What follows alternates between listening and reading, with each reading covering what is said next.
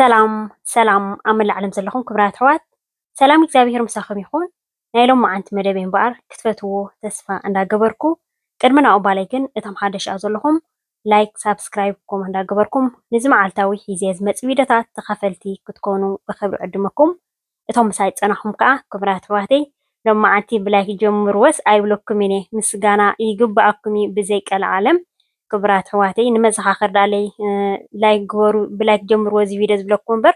ባዕልኹም ሓሲብኩም ኢኹም ትገብሩለይ ግበር ናይ ዝበልካ እውን ኣይኮነን እዩ። ኣብዚ በፂሕዮ ዘለኹ ደረጃ ንክበፅሕ ዝገበርኩምን እውን ንስኻትኩም ኢኹም ማለት እዩ። ግዜ መቸም ወርቃዊ እዩ። ወርቃዊ ዝኾነ ግዜኹም ሰዊዕኹም ከዓ ላይክ እንዳገበርኩም ሃናፂ ዝኾነ ብእውነት ከምዚ መዓልታዊ ሒዝካ ንክትመፅእ ቪድዮ እኮ ንክትሰርሕ ሲ ክብድ ኢሉ እዩ። እቲ ናሃትኩም ተተባብዑን እንዳረኣኹ ግን በቃ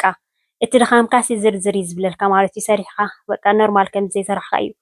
ዝስማዓካ ማለት እዩ። ብዘይቀልዓለም ትፅሕፉለይ እዚ ሒዘልኩም ዝመፅእ ዓብ ነገር ኣይኮነን እዩ። ተመሳሰሊ ዳርጋ ከምዚ ኣብ ገዛና ንሰርሖ ዓይነት እዩ ማለት እዩ። ግን ከም ዓብይ ነገር ጌርኩም ኢኹም ብጣዕሚ ሳፖርት ትገብሩ እሞ ኣነ ኣመስጊነ ኣይክእልን እንዴ እግዚኣብሔር ኣምላኽ ግን በቃ እታ ዝዓበየት ዕድመን ጥዕናን እያ እሞ ብዕድመን ጥዕናን ብሓጎስ ብደስታ የንብረለይ ንኩላትኩም ካብ ዝዓበኹም ክሳብ ዝነኣስኩም ናይ ሎም መዓልቲ መደበይ እምበኣር ክቡራት ኣሕዋተይ ትማሊ ቪድዮ ዝሰራሕኩልኩም ብዙሓት ኣሕዋት ዋላ ደው ኢልኩም መሰንጀር ዋላ ፅሒፍኩም ማለት እዩ እቲ መትሓዚ ኣበይ ንረኽቦ ሰላም ሓፍትና እንዳበልኩም ብዙሓት ፅሒፍኩም ሪኢኹም ዋላ ብቲክቶክ ሕጂ ክቡራት ኣሕዋተይ እታ ሊንኪ ንክሰደልኩም ቀላል ነገር እያ ግን ንእሽተይ ኢንፎርሜሽን ከዓ ካብኣ ክሕብረኩም ስለ ዝደለኹ እየ ማለት እዩ። ሕጂ ኩሉ ግዜ ርኢኻ ክትእዝዞ ከለካ ብኦንላይን ማለት እዩ ከምቲ ዝረኣኻዮ ኣይፀንሐካን ጎደሎ ንእሽተይ የፀንሐካ ሕጂ ኣነ ከዓ ዘይዓገብኩሉ ነገር ኣሎ ማለት እዩ። ሕጂ እዚ መትሓዚ ጥራይ ከምዚ ንቅርፅና ናይ ቅርፅና ፅሙዓት ክንሰርሕ ከለና ናይ ቅርፅና ምሕለው ጥራይ ዘይኮነ ንዝተፈላለየ ንጥቀመሉ ስለዝኾና ንምንታይ ንጥቀመሉ ከዓ ሒዘልኩም ክመፅእ እየ ማለት እዩ ቪድዮ ክሰርሓልኩም እየ። ብሓፈሻ ግን ናተይ 270 ሚሊሊትር እንድየን ሕጂ ቁርብ ንእስ ኢለን ረኺበየን ማለት እዩ። ንስኹም 350 ወይ ከዓ 300 ሚሊሊትር ግበርዎን እንደገና ከዓ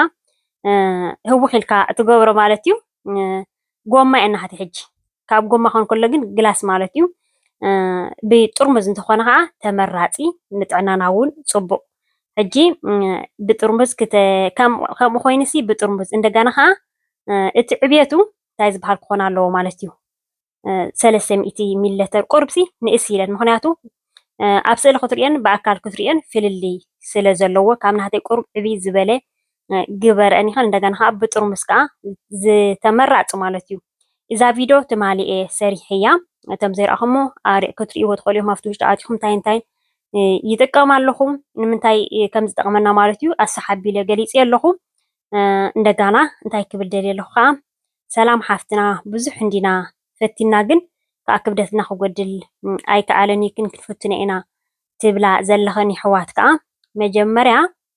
እዘን ኣሕዋተይ ክገብራ ኣለኒ ኢልና መደብ ተጌርና ዘይግበር ነገር ፍፅም የለን እዩ። ነፍስና ከዓ ወይ ከዓ ከብድና ከምዚ እንታይ ሞ ንፍሒት ዶ ክብለክን ከምዚ ንፍሒት እዩ ማለት እዩ። ስእልካ እንተበሊዕካሉ ይምጠጥ ካብ ኣብ መግቢ ከዓ ቁጥብ እንተልካ ከዓኒ እንታይ ዝበሃል ይገብር ማለት እዩ። ኣብኡ ከሎ ከዓ ንኣብነት ንፍሒት ንእሽተይ ነራሲ ክትነፍሓለካ ገጃፍ እያ ትኸውን ማለት እዩ። ነንእሽተይ እንተቢልካ እንተፊስካ ከዓ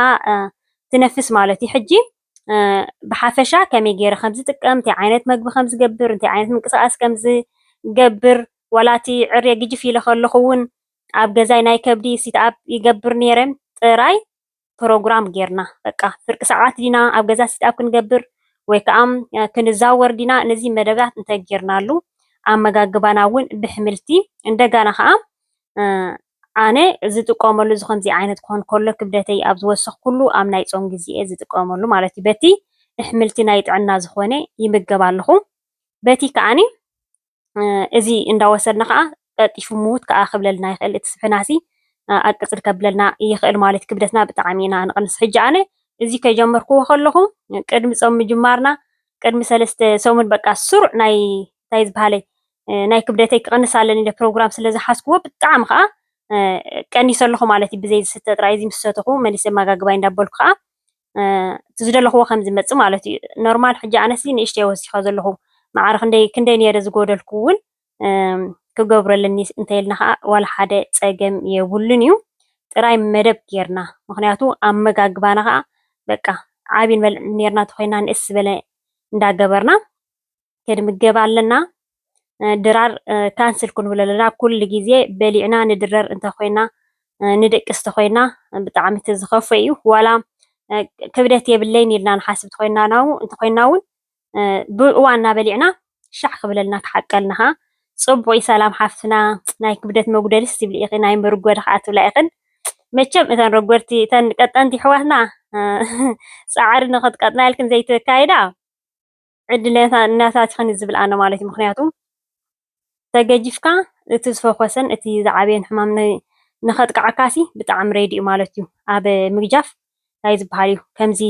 ንእሽተይ ድሓን ሚዛን ክወስኽ እየ ኢልና ንሓስብ ተኮይንና ከዓ ፀገም የብሉን እዩ ክሰርሓ ኣርኪነ ናይ መግጀፍ እውን ብሓፈሻ ግን ዘይገጀፍና ኢልክንቲ ኣይተብላ ነፍሲ እንታይ ዝበሃል እዩ ንክተጥፎ ዳሉ ፃዕርታት ዝሓተካ እምበር ንክተምፆ ብጣዕሚ ቀሊል ስለዝኮነ ዘን ኣሕዋተይ እተን ገጅፍና ኣለና ትብላ እሞ እቲ ቪድዮ ናይ ትማሊ ፅቡቅ ጌርክን እንታይ ይጥቀም ከመይ ምንቅስቃስ ይገብር ከመይ ይምገብ እንደገና ናይ ድራር ከዓ ብዙሕ ቪድዮታት ኣብቲ ውሽጡ ተኣቲኹም ከዓ እንታይ ክንደረር ከም ዘለና ከዓ ከብል እየ ማለት ሕጂ እዚ መትሓዚ ክቡራት ኣሕዋተይ ናህቲ ከም ትሪእዎ ዘለኹም ጥርሙዝ ዝመስል እምበር ጥርሙዝ ኣይኮነን ጎማ እዩ ማለት እዩ እንደገና ከዓ ክሳብ ዝውዳእ ኢድና ሰላም ሓፍትና ፍሪጅ ክንገብሮ ኢልክን ተሓታ ዝነበርክን ኣሕዋት እውን ኣብ ፍሪጅ ኢና ክሳብ ዝውዳእ ክንገብሮ ዘለና ግድ ማ ዝኾነ ዓይነት ኣብ ፍሪጅ እትናዮ እንተወፂና ይባላሸወና እዩ ማለት እዩ ሕጂ ሊንክ ገድፈልክኒ ሓንቲ ብናይ ጥርሙዝ ከምዚ ናሃተይ ተደሊኽን ከዓ ፀገም የብሉን እዩ ዋላ ጎማ ይኹን እንተይልክን ከዓ ከምዚ ናሃተይ ክልቲአን ሊንክስ ብሓፂሩ ክገብረልኩም ማለት እዩ ከምዚ ግብር ኣቢልና ሓሓንቲ እንዳገበርና እንዳውፀና ኢና ንሰትዮ ማለት እዩ 12 ሓባ እያ 6 ሓባ እንተደሊና ተን 6 ምስ ወዳእናየን ከዓ ብኮላ ክንሰርሕ እንተደሊና ክንሰርሕ ንኽእል ኢና ብሓንሳብ ናሃቲ ሕጂ ከምዘን ናሃቲ 12 ተኮይነን ከዓ ሓንሳብ ሰሪሕና ዕሽግ ተቢልናዮ ከዓ ማለት እዩ መጀመርያ ክሰትዮ ከለካ ከምዚ ዕር ይብለካ እዩ ግን ከዓ በቃ ንትዕረሲ መዓር ኢልካ ክትእምኖ ክትክእል ኣለካ ማለት እዩ ናሃቲ ሕጂ ከም ትሪእዎ ዘለኹም ገጃፍ ኣይኮንክን እየ ግን ኩሉ ግዜ ከም ዝብለኩም